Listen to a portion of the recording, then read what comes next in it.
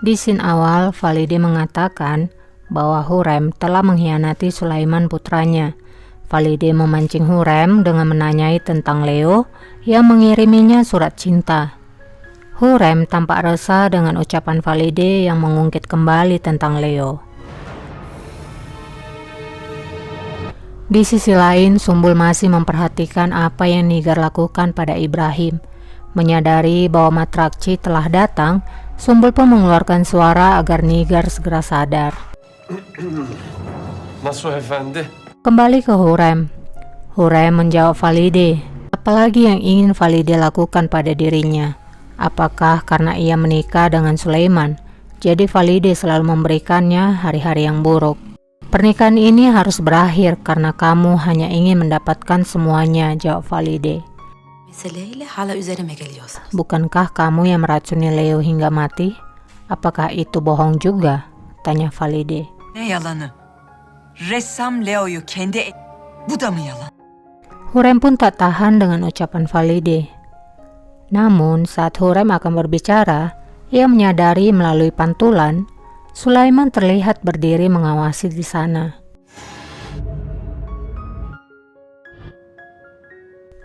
Ia pun terdiam dan mengerti permainan Valide yang ingin menjebaknya. Hurrem akhirnya menjawab bahwa ia adalah seorang ibu dari 3 orang putra dan seorang istri. Bagaimana bisa Valide mengaitkan aku dengan hal buruk? Jebakan apa lagi ini? Kata Hurrem. Apakah kamu ingin balas dendam? Apakah kamu membenciku sangat banyak? Setelah mengatakan itu, Hurrem pun permisi keluar. Valide pun hanya terdiam.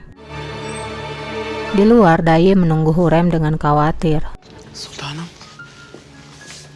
Hurrem pun berbicara padanya. Hurrem mengatakan bahwa Valide memasang jebakan untuknya, bahwa di sana ada Sulaiman. Daye pun heran bagaimana Hurrem tahu. Tapi Hurrem bertanya mengapa Daye tidak memberitahunya. Daye pun mengatakan bahwa ia telah membuat tanda, tapi Hurrem tidak menyadarinya. Hurrem pun berkata, jika aku menceritakannya, maka aku akan masuk perangkap itu, dan itu adalah akhir untukku. Daye pun hanya diam. Duyduklarım kafi. Burada olduğunu fark etmiş olmalı, yoksa... Oradayım, yapılacak. Setelah Matrakci pergi, Sumbul pun menanyakan tentang perbuatannya pada Ibrahim. Nigar pura-pura tidak mengerti ucapan Sumbul. Sumbul pun berkata, inilah alasan mengapa kemarin kamu terlihat begitu gila. Apa yang sudah kalian lakukan? Tanya Sumbul. Evvel gördüm ne halt ettiğini. Tövbe tövbe tövbe. Nigar masih berbohong. Ia menjawab bahwa hanya dia yang menyukai Ibrahim. Dan Ibrahim sama sekali tidak tahu. Sumbul pun berkata, kamu akan menikah. Apakah kamu tidak malu melakukan itu? Hiç mi utanmaz, sıkılmayın? Düştüm ha. Nigar pun menjawab agar Sumbul Aga tak memberitahukan kepada Matrakci. Düştüm ha. Deme kimseye. Balibé mengatakan pada raja bahwa Hatice sedang sakit. Terlihat Hatice ditemani oleh Mahidevran dan Gulfem, tapi ia seperti patung. Tak lama Hurrem pun datang dan meminta agar mereka berdua keluar. Mahidevran yang tidak suka dengan kedatangan Hurrem, apalagi sampai menyuruhnya keluar, membuat keributan. Tapi Gulfem mengajak Mahidevran untuk keluar. Gelin benimle. Yalnız mı bırakacağız burada? Sementara, Raja dan Valide baru saja sampai. Raja bertanya di mana Hatice. Hatice'm nerede? Yukarıda.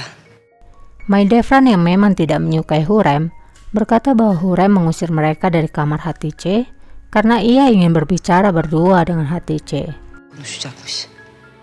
Ne yapmaya çalışıyor bu? Sulaiman pun segera pergi melihat Hatice. Sultanım. Hatice masih sama sebelumnya, hanya dia mematung. Hurrem pun berusaha berbicara dan bercerita kepadanya. Hurrem mengatakan ia mengetahui rasanya kematian. Ia menceritakan tentang keluarganya yang dibunuh. Dan saat itu juga ia ingin mati saja. Tapi ketika ia melihat seorang pria, Ia jatuh cinta dan akhirnya mempunyai anak. Ia menjadi seorang ibu. Sejak saat itu, ia ingin hidup untuk anaknya. Kendimi. Aku berkata dalam hatiku, tidak peduli apa yang terjadi dalam hidupku, aku akan hidup untuk anak-anakku. Ne olursa olsun. Evladım için yaşayacağım. Kata-kata Hurrem didengar oleh Raja dan Valide. Bunu seninle yapabilirsin Hatice. Valide berusaha untuk mendekat, tapi Raja mencegah Valide. Hurrem masih terus berbicara kepada Hatice. Sambil memegang tangan Hatice yang ditujukan ke perut Hatice, ia berkata, "Sentuhlah dan rasakan. Sebuah kehidupan bergantung padamu." Hatice pun meneteskan air matanya. Can. "Apakah kamu akan membiarkan mereka mati sebelum dilahirkan?" tanya Hurrem dengan lembut pada Hatice. Kimsesi yok. İsmi bırakacaksın. Hatice pun sadar dan berkata, ia ingin sebuah keluarga, dia, Ibrahim dan bayinya. Tapi tidak mungkin. İbrahim. Hurrem yang meskipun sangat membenci Ibrahim, tapi ia tak tega melihat kesedihan Hatice. Ia mengatakan bahwa Ibrahim masih hidup dan dia tidak akan mati. İbrahim henüz ölmedi. Valide yang saat itu mendengar, terlihat tenang dan tak menyangka Hurrem akan menghibur anaknya. Sevdiklerini bırakmaz o. Hurrem memberi nasihat kepada Hatice agar ia tetap tegar dan berada di samping Ibrahim, daripada ia hanya menangis dan berdiam diri. Kamu harus memberikan semangat kepada Ibrahim juga dengan bayimu, kata Hurrem. Bağıracağına elini tut. İbrahim. Tiba-tiba Raja datang dan membenarkan perkataan Hurrem. Hürrem'in hakkı var böyle kendine. Raja mengatakan Hatice harus menjaga dirinya dan tidak selalu larut dalam kesedihan. Tapi Hatice meminta agar ia bisa melihat Ibrahim. Raja pun menyetujuinya. Besok pagi kita akan pergi, katanya pada Hatice.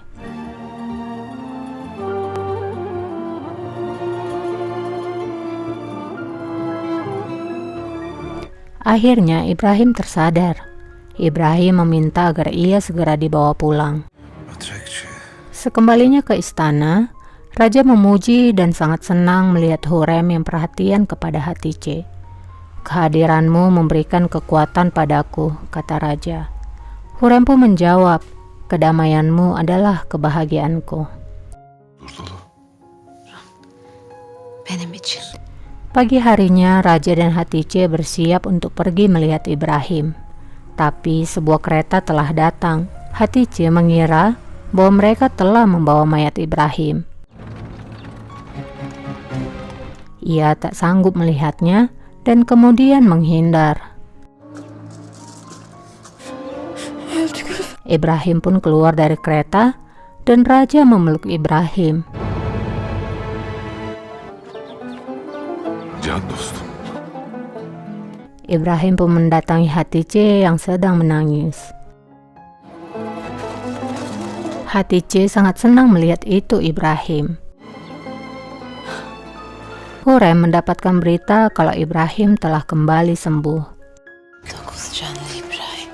Raja berbicara pada Ibrahim dan bertanya, apakah Ibrahim tahu siapa yang menyerangnya? Seketika Ibrahim kembali terbayang wajah Hurrem yang dulu meracuninya.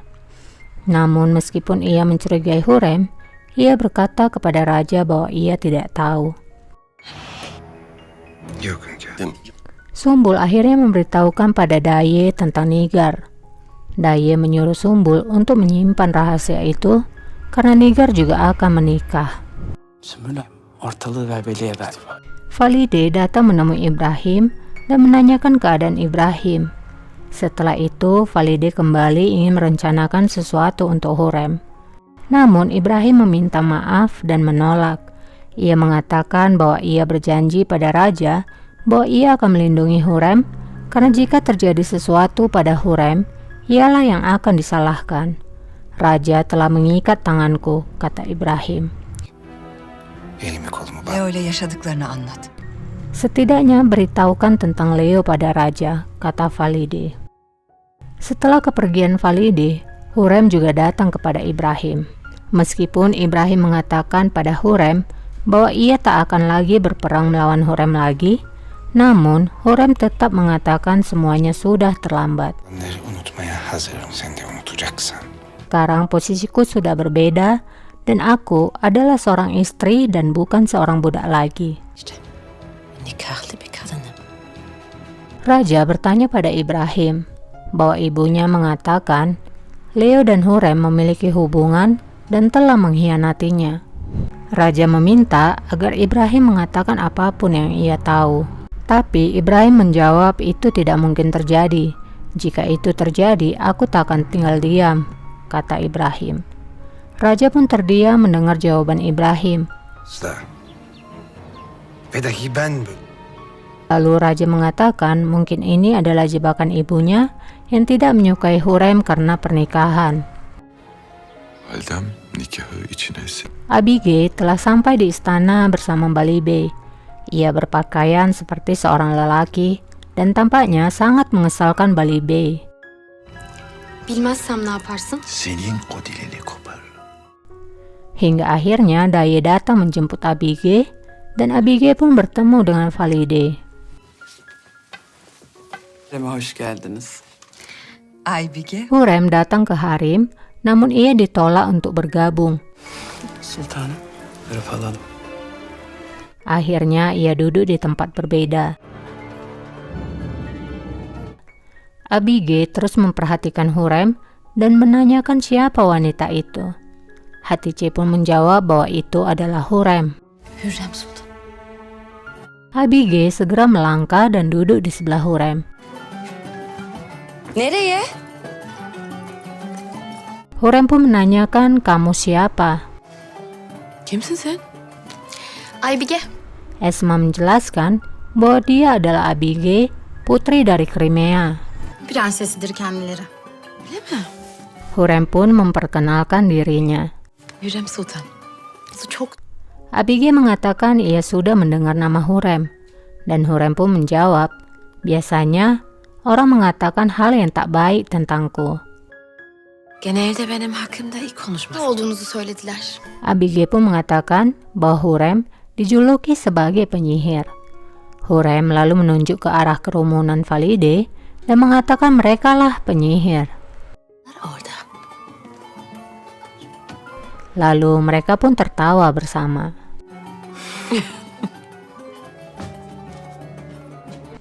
Abige kembali kepada Valide.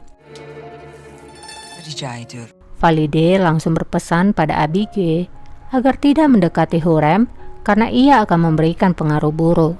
O kadınla fazla Tibalah acara yang dinanti, malam henna untuk Nigar. Tampak Hurrem sedih dan terharu melihat Nigar kini akan menikah.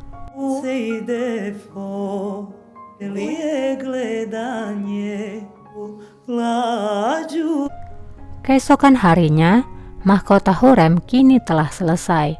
Ia membukanya dan terlihat ia sangat puas dengan mahkotanya. İstediğim gibi. Nigar sekarang berada di kamarnya. Daye datang menasihati Nigar agar ia segera bersiap karena semua orang sudah menunggunya. Ne olacak? Can, Daye mengatakan lebih baik Nigar menikah dan mengenal pria daripada selamanya di tempat ini. Nigar pun menangis di pelukan Daye. işleyenin güzelliğinin kıymetini bil. Hurrem kini memakai mahkota barunya. Ia datang kepada Valide dan memberikan kode agar Gulfem berpindah dari tempatnya. Hurrem pun menggeserkan badannya hingga ia berada di urutan pertama. Mahidevran yang melihatnya tidak senang dan mengatakan Hurrem sangat lancang. Ia meminta Hurrem untuk segera pindah. Hurrem pun menjelaskan bahwa itulah peraturan harem. Sesuai peraturan, disinilah tempatku, kata Hurrem. Mahidevran pun meminta Valide untuk bertindak. Namun Hatice pun berbicara itu tidak masalah. Pengantin pun akhirnya tiba. Nigar pun berpamitan dan menyalami semuanya. Güzel olmuşsun. Allah utandırmasın. Setelah Nigar pergi, Valide dengan marah meminta Hurrem agar tidak pernah memakai mahkotanya lagi, karena Hurrem menunjukkan rasa tidak hormat padanya. Bu ne terbiyesiz ben. Meskipun kamu menikah, tidak akan merubah segalanya. Nilaimu tetap sama, kata Valide. Hürrem, daha önceki yeri... Hurrem pun menjawab, jika ada keadilan, maka harus berlaku juga padanya. Aku akan menerima takdirku jika kau adil. Karena selama ini kamu tidak pernah adil. Yeter ki siz adil. Mahidevran pun tersenyum. Kamu selalu menghinaku, mempermalukanku dan mengalahkanku, kata Hurrem. Aku akan memberikan tanganku terlepas dari segalanya.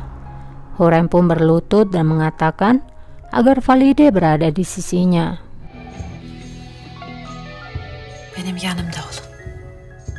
Tapi Valide tidak mengatakan apapun dan meninggalkan Hurrem di sana. Lagi-lagi Hurrem dipermalukan. Raja mengumpulkan Valide, Gulfem dan Mahidevran di kamarnya. Ia mengatakan bahwa ia mendengar apa yang terjadi di hari-hari ini dan itu membuatnya kecewa. Aku mengira pernikahanku dengan Hurrem akan merubah sesuatu.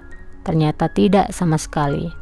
Aku tidak mengharapkan kalian menyukai Hurrem, tapi aku harap kalian menghormati Hurrem karena ia kini adalah istri dari Kaisar Dunia.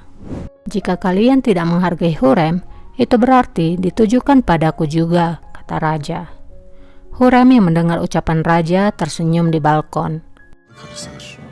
Ne yapılmış sayarım bilesiniz. Nigar kini sudah berada di rumah Matrakci. Matrakci pun membuka penutup wajah Nigar. Namun Matrakci mengatakan, kamu bebas.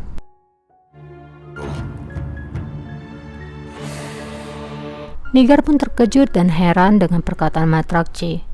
Dia bertanya mengapa, apakah kamu menceraikanku?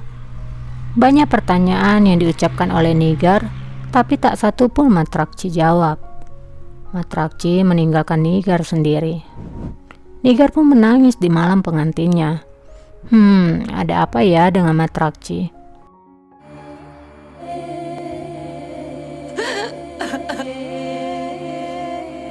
Sementara Hatice merasa kesakitan. Kemungkinan ia akan segera melahirkan. Ia memanggil-manggil Ibrahim, namun Ibrahim entah kemana. Kembali ke Nigar yang masih menangis, pintu pun dibuka kembali. Namun saat Nigar menoleh, ternyata itu adalah Ibrahim. Lah, kok bisa? Mau apa sih Ibrahim di sana? Pantesan Hatice manggil-manggil Ibrahim, gak taunya ada di sana. Mau ngapain ya kira-kira? Sayangnya episodenya bersambung guys. Buat yang suka dengan kelanjutan ceritanya, boleh dong di subscribe dulu, supaya setiap kali aku upload video, kalian dapat notifikasinya. Makasih udah subscribe, makasih udah nonton. Sampai jumpa, bye. Aduh, ikan lewat pula dia.